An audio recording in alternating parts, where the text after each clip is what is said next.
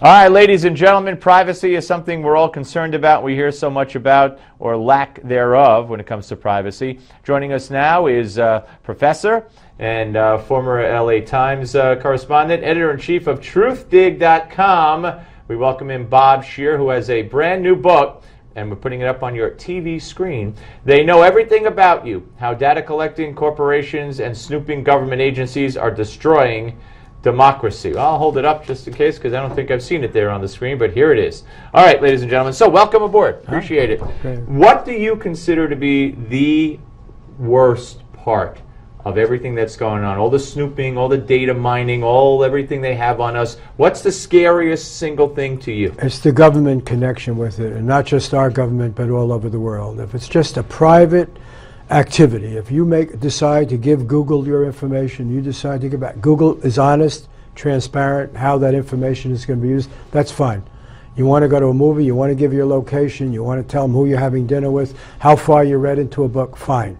It's when the government says we can get that material, and there's nothing Google or you can do to stop it. And that's true of governments all over the world. They can all do this. That you have the basis of a totalitarian society. You have 1984, Brave New World. Yet there is a need in today's world, in this country, I would say, and in other Western civilizations, to keep track of certain people before they do harm. Yeah, that's why we have a Fourth Amendment. It says go to a court, show due process, show a reasonable cause. Yeah, but sometimes that's not fast enough. Sometimes you can't go to a court and present evidence. Sometimes you have to have the ability to track a phone call, to track this, to see something suspicious light up and go after that, that link. But as the Roberts Court unanimously declared in the case of police just grabbing your cell phone, that's a violation of the basic idea of the Constitution. And I'm not talking, and I agree with that. I don't think they should grab your cell phone. And I don't think they should tell you can't talk on the phone, for that matter, while you're driving. But that's aside. I'm talking about the government's targeting certain people and being able to listen in on their phone calls if they see that a call is made without having to go get a warrant or a court approval to do so. The guys who wrote our Constitution were not idiots, and they understood. Even the King of England had a right to target people, and that's why you go get a warrant. You know, that's why they didn't believe in warrantless searches. You can get a warrant. You have due cause. But there were no telephones then. There were no. Yeah, go ahead. One second. But these guys, by the way, were going to form a government. They didn't like the press. They didn't like every peaceful assembly. They said, you citizens are the people who have to watch us more than we have to watch you. Individual sovereignty is the basic conservative principle of the U.S. experiment, okay?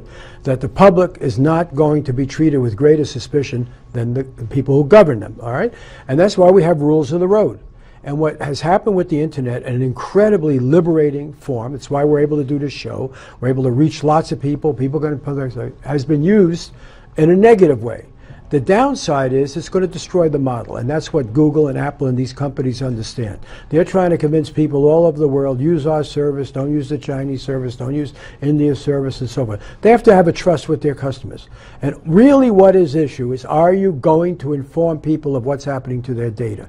And conservatives like William Safire, who was Nixon's speechwriter, big columnist, he led the fight. They should have your permission. They should be transparent. And the Obama administration, which has been far worse than any Republican administration in this regard, when Obama tried to come up with an example of why this was needed, they came up with one lousy example. This guy Mindar in San Diego, one of the hijackers, and it was garbage. He was living at a house that an FBI informant was renting to him. Well, I was going to... Let me just give you two examples. The Boston bombing and the Charlie Hebdo.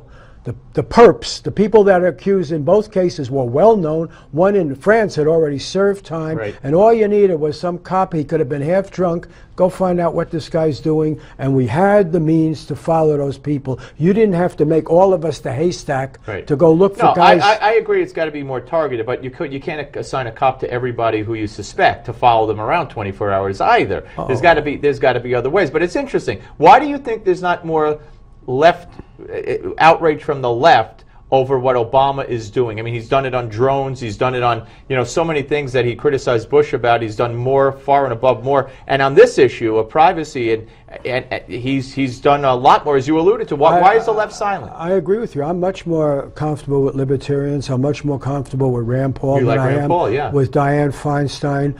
I think that first of all, the left has been around the world associated with governments that are quite willing to invade privacy and quite willing to deny individual sovereignty. I happen to be someone on the left that takes seriously the idea of the framers of our Constitution that individual sovereignty is the key to democracy. We have to have turf where we can read, we can assemble, we can meet with other people. And I understand what's happening. I want to go to a restaurant. I give Apple my thumbprint. I tell them where I am all the time. I understand that. But the highest freedom is not the freedom to shop. It's the freedom to be left alone. All right, and it's all here, folks. They know everything about you. It also addresses what we could do about all the problems as Bob sees it, and maybe some of you see it as well. Thank you very much, sir. Good luck with the book. We're coming back, folks, with more of the show. Don't go away.